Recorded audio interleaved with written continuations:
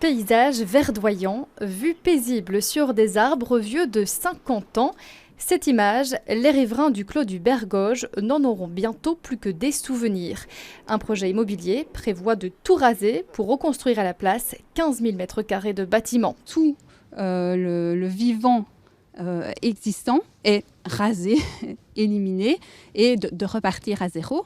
Alors qu'ici, on a quand même 238 arbres qui ont entre 50 et 70 ans. Tout ça, ce sont des décennies qu'on ne rattrapera jamais. Sydney et ses voisins ne sont pas opposés à un projet immobilier en soi, mais ils sont contre la suppression pure et simple de ces 238 arbres voués à disparaître. C'est pour eux une aberration écologique. C'est pas du tout l'idée d'une construction en tant que telle, même importante sur ce lieu, qui nous gêne. Effectivement, ces bâtiments sont ou moches ou obsolètes ou inadaptés à l'évolution du quartier, à l'évolution de la vie en ville, etc. Et puis il y a besoin de logement, donc faisons du logement, c'est une excellente idée, mais limitons un tant soit peu la densité. Le projet initial date de l'an dernier.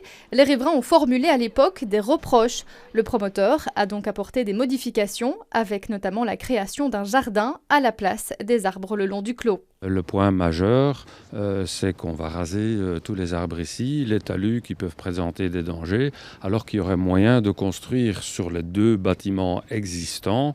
Et ça serait 80% de densité, plus ou moins, de ce qu'ils veulent faire aujourd'hui. Nous comprenons les inquiétudes des riverains, mais il faut savoir que les arbres se trouvent en mauvais état sanitaire, étant donné qu'ils se trouvent sur un talus lui-même en mauvais état.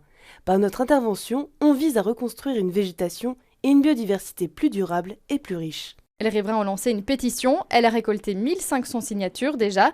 L'enquête publique pour ce 2e projet vient de se boucler. Une commission de concertation est prévue le 13 octobre. Un avis de la commune est donc attendu dans la foulée.